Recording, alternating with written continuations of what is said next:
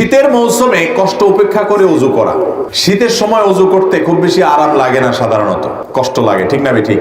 এই কষ্ট উপেক্ষা করে যারা ওযু করে তাদেরকে এই ওযুর মাধ্যমে আল্লাহ রাব্বুল আলামিন তাদের ছোটখাটো যত গুনাহ আছে সমস্ত গুনাহগুলো মাফ করে দেন এবং আল্লাহর কাছে জান্নাতি হিসাবে, ঈমানদার হিসাবে তাদের মর্যাদা এবং মর্তবা আল্লাহ তাআলা প্রমোশন করে বৃদ্ধি করে দেন, উপরে উঠায় দেন।